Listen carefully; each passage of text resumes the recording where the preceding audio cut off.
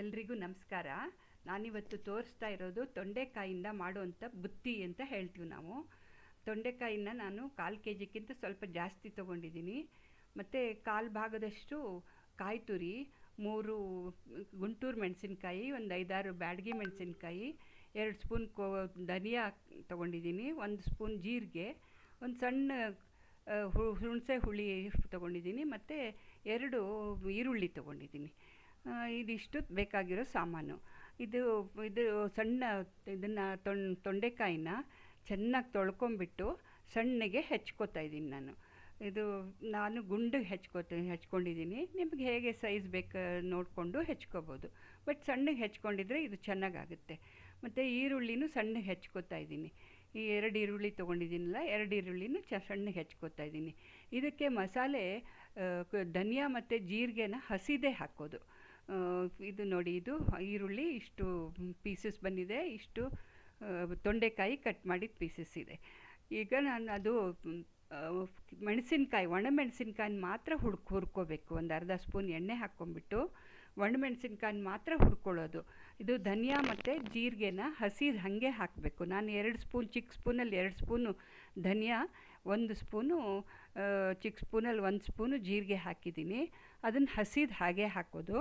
ಇದನ್ನು ಹುರ್ಕೊಂಬಿಟ್ಟು ಒಣಮೆಣಸಿನ್ಕಾಯಿನ ಮಾತ್ರ ಹುರ್ಕೊಂಡು ಹಾಕೋದು. ಒಂದು ಅರ್ಧ ಸ್ಪೂನ್ ಎಣ್ಣೆಯಲ್ಲಿ ಸ್ವಲ್ಪ ಹುರ್ಕೋಬೇಕು.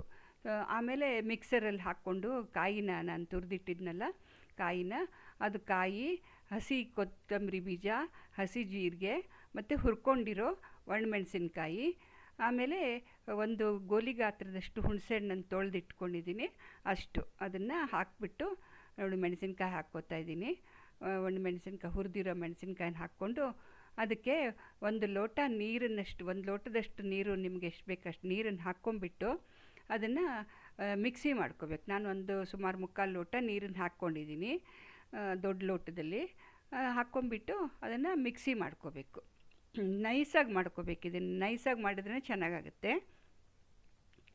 ಈಗ ನಾನು ತೊಂಡೆಕಾಯಿನ ತೊಳೆದಿರೋದು ಕುಕ್ಕರಲ್ಲಿ ಹಾಕಿ ಬೇಯಿಸ್ತಾ ಇದ್ದೀನಿ.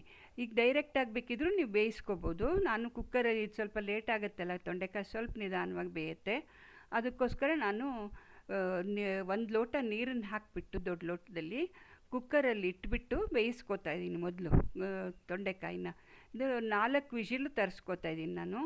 4 ವಿಷಿಲ್. ಇದು ಉಪ್ಪನ್ನು ಸ್ವಲ್ಪ, ಉಪ್ಪು ತೊಂಡೆಕಾಯಿ ಬೇಯೋದಕ್ಕೆ ಎಷ್ಟು ಬೇಕು ಅಷ್ಟು ಉಪ್ಪನ್ನು ಹಾಕ್ಕೊಂಬಿಟ್ಟು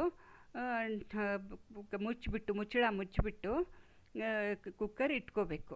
ಅದು 4 ವಿಷಲನ್ನು ನಾನು ತರಿಸ್ಕೋತಾ ಇದ್ದೀನಿ. ಯಾಕಂದರೆ ತೊಂಡೆಕಾಯಿ ಸ್ವಲ್ಪ ನಿಧಾನವಾಗಿ ಬೇಯುತ್ತಲ್ಲ, ಅದಕ್ಕೆ 4 ವಿಷಲ್. ನಿಮ್ಮ ಕುಕ್ಕರಲ್ಲಿ ಹೇಗೆ ಅಂತ ನೋಡಿಕೊಂಡು ಅಷ್ಟು ವಿಷಲ್ ತರಿಸ್ಕೊಳ್ಳಿ. ಈಗ ನಾನು 4 ವಿಷಲನ್ನು ತರಿಸ್ಕೊಂಡಿದ್ದೀನಿ. ಇದು ಬೆಂದಿದೆ. ಈಗ ನಾನು ಒಂದು ಬಾಣಲೆನಲ್ಲಿ, ಪ್ಯಾನ್ನಲ್ಲಿ ಒಂದು 3 ಸ್ಪೂನಷ್ಟು ಎಣ್ಣೆ ಹಾಕ್ಕೋತಾ ಇದ್ದೀನಿ. ಎಣ್ಣೆ ಹಾಕಿಬಿಟ್ಟು ಹೆಚ್ಚಿಟ್ಕೊಂಡಿರೋ ಈರುಳ್ಳಿನ ಅದಕ್ಕೆ ಹಾಕ್ಕೋತಾ ಇದ್ದೀನಿ. ಈರುಳ್ಳಿನ ಹಾಕಿಬಿಟ್ಟು ಸಣ್ಣ ಬೆಂಕಿ ಮೇಲೆ ಹುರ್ಕೋಬೇಕು. ಅದು ತುಂಬಾಗೇನು ಕೆಂಪಾಗದೇ ಇದ್ರೂ ಪರವಾಗಿಲ್ಲ, ಸುಮಾರಾಗಿ ಹುರ್ಕೊಂಡು ಸುಮಾರಾಗಿ ಬಣ್ಣ ಬಂದರೆ ಸಾಕು. ಅದು ಹಸಿ ವಾಸನೆ ಎಲ್ಲ ಹೋಗಿಬಿಟ್ಟು ಚೆನ್ನಾಗಿ ಸ್ವಲ್ಪ ಕೆಂಪು ಬಣ್ಣ ಬಂದರೆ ಸಾಕು. ಆಮೇಲೆ ನಾವು ಬೇಯಿಸಿಟ್ಕೊಂಡಿರೋ ತೊಂಡೆಕಾಯಿನ ಅದರಲ್ಲಿ ಹಾಕ್ಕೋಬೇಕು. ತೊಂಡೆಕಾಯಿ ನೀರು ಸಮೇತನೇ ಹಾಕ್ಕೋಬೇಕು. ಅದರಲ್ಲಿ ಹಾಕ್ಕೊಂಬಿಟ್ಟು ಎಲ್ಲ ಮಿಕ್ಸ್ ಮಾಡ್ಕೋಬೇಕು. ನೋಡಿ, ಬೆಂದಿದೆ ಚೆನ್ನಾಗಿ ತೊಂಡೆಕಾಯಿ. ಚೆನ್ನಾಗಿ ಬೇಯಬೇಕು ಇದಕ್ಕೆ ತೊಂಡೆಕಾಯಿ, ಆವಾಗ ಚೆನ್ನಾಗಾಗುತ್ತೆ ಇದು. ಇದು ಎರಡೂ ಮಿಕ್ಸ್ ಮಾಡಿಕೊಂಡು ಇಟ್ಕೋಬೇಕು. ಮಿಕ್ಸ್ ಮಾಡ್ಕೊಂಡು ಹಾಕ್ಕೋಬೇಕು. ಆಮೇಲೆ ನಾವು ರುಬ್ಬಿಟ್ಕೊಂಡಿರೋ, ಮಿಕ್ಸಿ ಮಾಡ್ಕೊಂಡಿರೋ ಮಸಾಲೆ ಇದೆಯಲ್ಲ, ಅದನ್ನು ಸೇರಿಸ್ಕೋಬೇಕು. ಮಿಕ್ಸ್ ಮಾಡ್ಕೊಂಡಿರೋ ಮಸಾಲೆನೂ ನೀರು ಹಾಕ್ಕೊಂಬಿಟ್ಟು ಮಿಕ್ಸರಲ್ಲಿ ಸೇರಿಸ್ಕೋತಾ ಇದ್ದೀನಿ.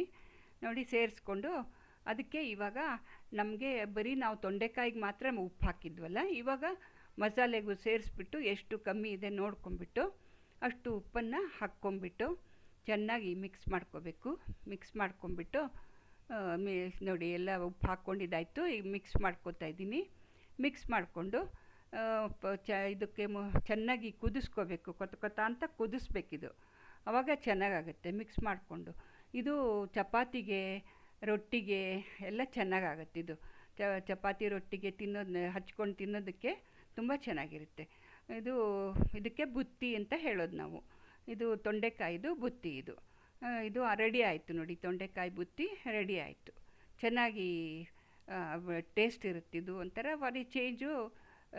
ಚಪಾತಿ ಜೊತೆಗೆ ರೊಟ್ಟಿ ಜೊತೆಗೆ ಮಾಡ್ಕೋಬೋದು, ಚೆನ್ನಾಗಾಗತ್ತೆ. ನನ್ನ ಚಾನಲ್ಗೆ ಸಬ್ಸ್ಕ್ರೈಬ್ ಮಾಡಿ ದಯವಿಟ್ಟು. ನೋಡಿ ರೆಡಿ ಆಯಿತು. ಥ್ಯಾಂಕ್ ಯು, ಧನ್ಯವಾದಗಳು. ನನ್ನ ಚಾನಲ್ ನೋಡೋದಕ್ಕೆ ಧನ್ಯವಾದಗಳು. Thank you very much.